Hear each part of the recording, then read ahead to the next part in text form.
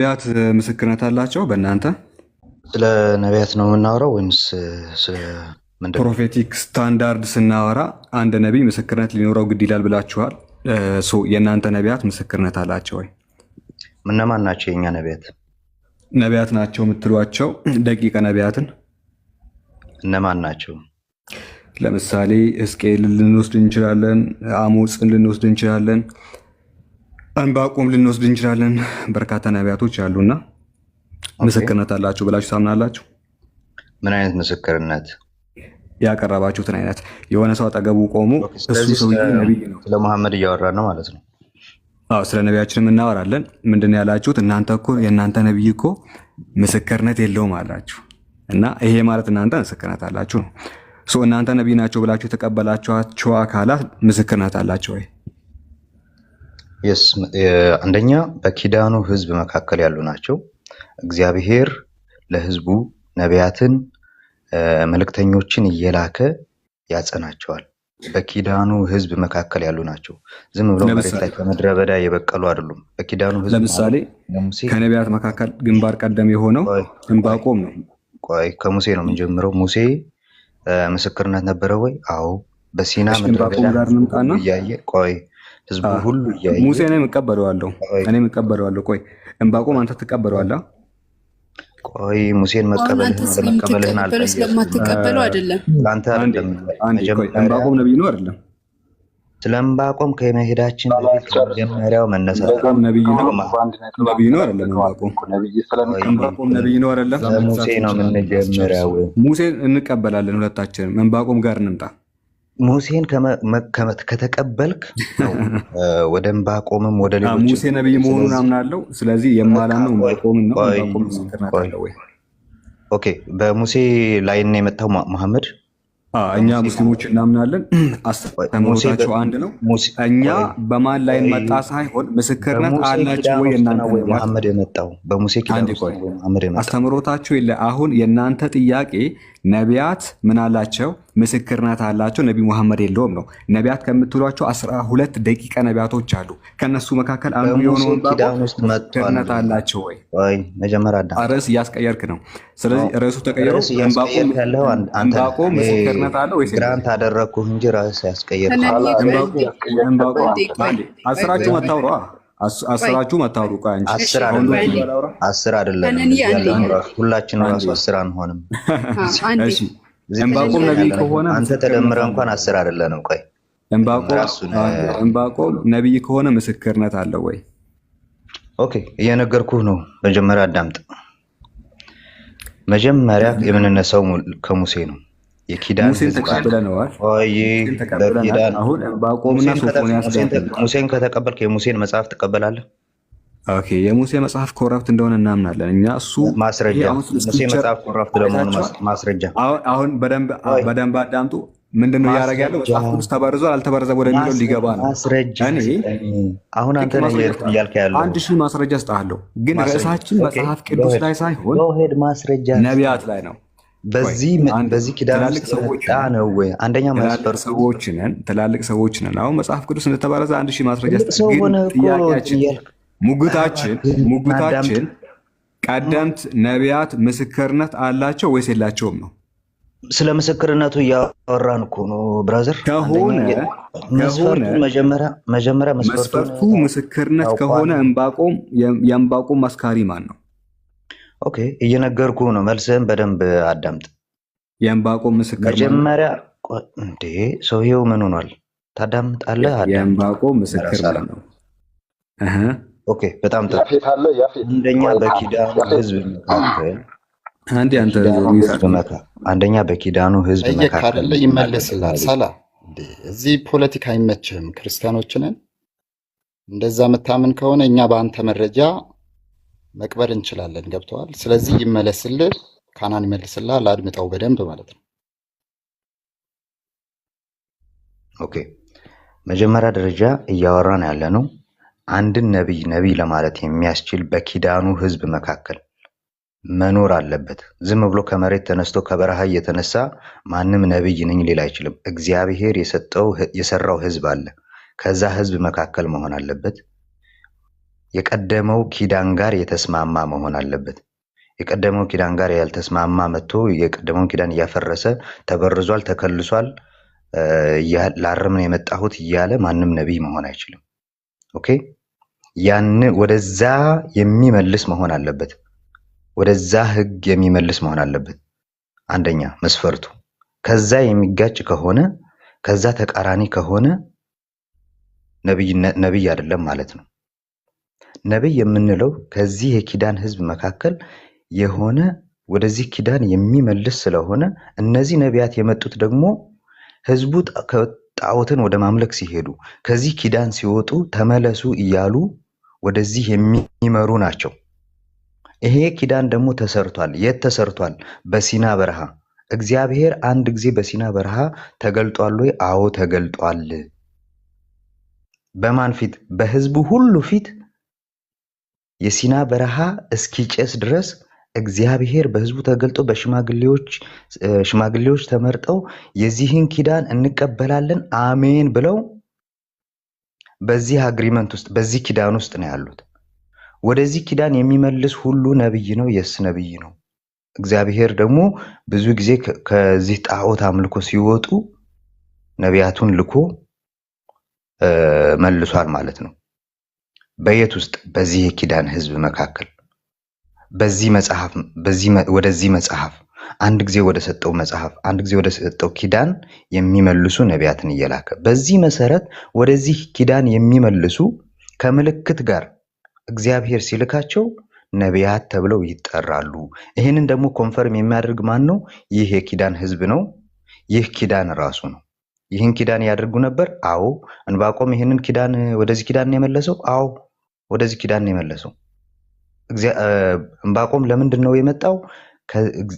እስራኤላውያን ከእግዚአብሔር ኪዳን ሲወጡ ወደዚህ ለመመለስ ነው እንጂ እንደ መሐመድ አዲስ የቅድሙን ሽር ያለው ኮራፕት አድርግ ያለው እያለ አይደለም የመጣው። በዛ መስፈርት ነብይ ነው ብለን እንቀበለዋለን። ኦኬ ቴንክ ዩ። እንግዲህ ገስት ላይ ከመግባቴ በፊት ታች ላይ ሆኜ ሳዳምጣቸው ነበር። አንድ 3 ደቂቃ ምናምን ሳዳምጥ ነበር እና ምን ሲሉ ነበር? ኮምፕሊትሊ እኔ ወደ ላይ ከወጣው በኋላ አርጊመንታቸውን ቀይረዋል። መጀመሪያ አይነታቸውን ሳዳምጥ ምን ሲሉ ነበር? ሁላችሁም እንደምታውቁት ነቢይ ሙሐመድ የእሱ ምስክርነት ማን ነው? ለምሳሌ አሉ ጳውሎስ፣ የጳውሎስ ምስክር ሐናንያ የሚባል ሰው ነው። ሐናንያ እንደዚህ ነው፣ በዚህ ገብቶ በዚህ ወጣ ሲሉ ነበረ። ሐናንያ ቆሞ መስክሮለታል። ከዛስ ምስክር በሁለት ይጸናል። ሌላ ሰውም ደግሞ አለ የጳውሎስ ምስክር ይላሉ። የሆነ ሰው አጠገቡ ልክ አሁን ፍርድ ቤት ስትሄዱ ዳኛው ምንድን ነው የሚላችሁ? ምንድን ነው ያንተ ምስክር ይላል። ከዛ ሁለት ሰው ምናምን ከውጭ ይጠራል። ያ ምስክር ነው አይደለ? እንደዛ ሲሉ ነበረ ከታች ሆኜ ሳዳምጣቸው። ምስክር በሁለት ይጸናል፣ የኛ ምስክር ምናምን እያሉ ሲያወሩ ነበር። እነሱ በሄዱበት አርጊመንት ለነቢ መሐመድ 2 አይደለም እናመጣው 2000 ልናመጣ እንችላለን። ያ ምስክርነት የምርም ከሆነ የሆነ ሰው ሙስሊም ሊሆን ይችላል፣ ኢአማኒ ሊሆን ይችላል፣ ሄራክልስ ሊሆን ይችላሉ። እርሱ እውነተኛ ነቢይ ነው ብሎ የተናገሩትን ልናመጣ እንችላለን። ከአይሁድም ከክርስቲያንም ከሌላው ከዞሪስቲያንስም ልናመጣ እንችላለን። የምር ምስክርነት ያ ከሆነ ወደ ላይ ከወጣው በኋላ አርጊመንቱ ተቀይሮ ምን ቢሆን ጥሩ ነው? ህዝብ እስራኤላዊ መሆን አለበት። የቃል ኪዳን ህዝብ የሚባሉ እስራኤላውያን ናቸው። እስራኤላውያን የቃል ኪዳን ህዝብ ናቸው። ወደዚህ ቃል ኪዳን የሚመልስ መሆን አለበት ማለታችን ነው ብለው አርጊመንት ቀየሩ። ይሄ አልነበረም አርጊመንታችሁ። አርጊመንታችሁን እየቀየራችሁ ነው። አርጊመንታችሁ በተመታ ቁጥር ትቀይራላችሁ። ዲባንክ በሆነ ቁጥር ትቀይራላችሁ። ይሄም መስፈርት አይደለም። እስራኤላዊ መሆን የአንድ ነብይነት መስፈርት አይደለም። ለሚ ዲባንክ ዲስ አርጊመንት። እሺ ኦሪት ዘኍልቍ ምዕራፍ 22 ቁጥር 5 ላይ አንድ ግለሰብ እናገኛለን። በለዓም ይባላል ሰውየው፣ በለዓም ይባላል። ኦሪት ዘኍልቍ ምዕራፍ 22 ቁጥር 5። ይህ ሰው ነቢይ ስለመሆኑ መጽሐፍ ቅዱስ ይናገራል። ሁለተኛ ጴጥሮስ ምዕራፍ 2 ቁጥር 16 ላይ ሁለተኛ ጴጥሮስ በአዲስ ኪዳን ምዕራፍ 2 ቁጥር 16 ላይ ይህ ሰው ነቢይ ነው ይላል። ነገር ግን ስለመተላለፉ ተዘለፈ፣ ቃል ያሌለው አህያ በሰው ቃል ተናግሮ የነቢይን እብድነት ገታ ይላል። የነቢዩን እብድነት ነቢይ ያለው በለዓምን ነው። ከፍ ብላችሁ ማየት ትችላላችሁ። በለዓም ምንድነው? ነቢይ ነው። ፕሮፌት ይለዋል እንግሊዝኛው። ይሄ ፕሮፌት ምንድነው ከተባለ እግዚአብሔር በቃልን በአንደበቱ ያደረገለት ሰው ነው። መጽሐፈ መቃብያን ላይ አትቀበሉም፣ ስለዚህ እሱን አልፈዋለሁ። በለዓም ነቢይ ከሆነ እሱ እስራኤላዊ ነው። የቃል ኪዳን ህዝብ ከቃል ኪዳን ህዝብ ውስጥ ያወጣ ነው ወይ ስንል አይደለም። ምድሮ ማስረጃው ለሚሸው ሰም አርጊመንት። እሺ ሆልማን ኦልድ ቴስታመንት ኮሜንተሪ ምን ብሎ ያስቀምጣል?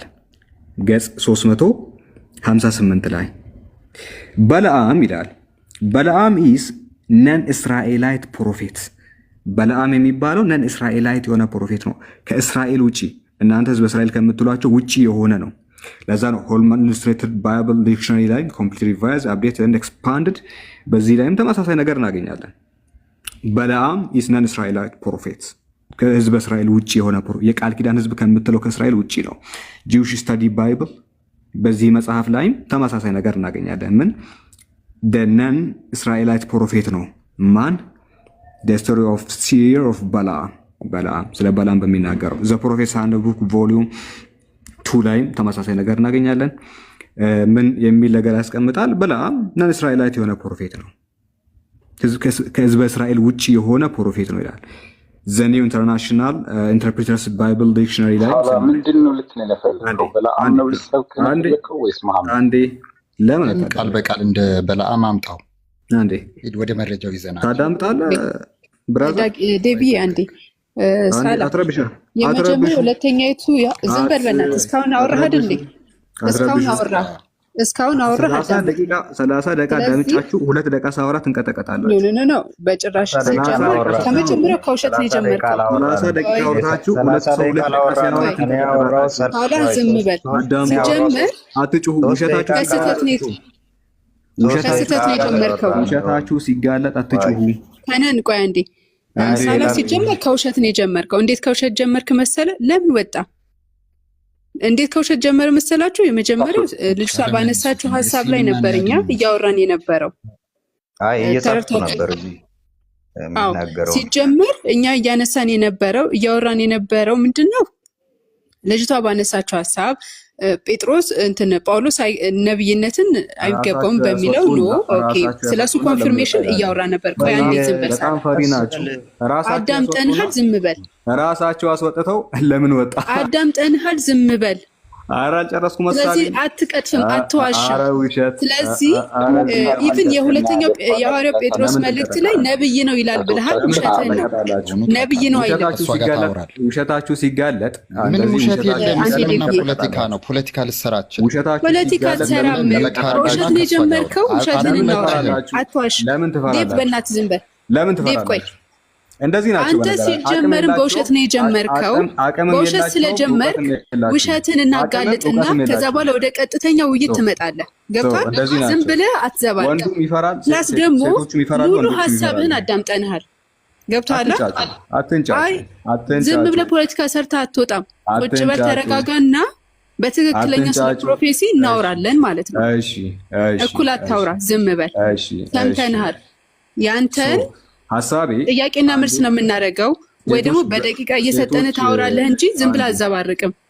ስለዚህ ዝም በል። ማህበር ዝም ይበሉ ይላል ጳውሎስ። ስለዚህ ዝም በል። ውይ ሳላ፣ ምንም አይነት ፖለቲካ አትሰራም። አንሰማህም። እኛ ጎዶሎች አይደለንም። ለምንድን ነው የምትሰሩት? ጎዶሎች አይደለንም። እኩል መብት የተሰጠን ክርስቲያን ሴት ነች። ስለዚህ ስርዓት ያዝ። ከጎዶሎም በታች ነች። ላሳይሽ እሱን። አይ ጎዶሎ ነህ አንተ። ያንተ ቁርአን ነው ያንን የሚለው። ስለዚህ ስርዓት ነው። በጣም እየፈሩ ስለሆነ በጣም እየፈሩ ስለሆነ ባልፈራህም ሳላ ፖለቲካ ትስራ። በጣም ፈሪ ናቸው። ከከነዓን ጋር እየቀጠልኩኝ መሀል ላይ ጣልቃ ገቡና ፖለቲካ ወደ መስራት ነው። ከነዓን አያችሁ አይደል? ከሱ ጋር በስርዓት እያወራው ነበረ። ዴቭ ሳላ እረፍ። እኩል አታውራ፣ ዝም በል። ሞግታት በእውቀት እንዳምጠንሃል። አልሞገትክም እኮ ውሸት ነው ያወራኸው። አትፍሩ። ኧረ አትፍሩ። ውሸት ነው ያወራኸው ሳላ። ሁላችሁም ተከትላችሁኝ ነው ጋይስ፣ ሁላችሁም ተከትላችሁኝ ነው። ምንም ተከትለ አትውጣ። አንተ በትክክል ከፈለክ 10 ሰው ይዛችሁ ስታወሩ ነበረ። 10 ሰው ጋር ትቀራላችሁ። ሰላም አለይኩም። ኮንቨርሴሽንን እንዲቀጥል ከፈለክ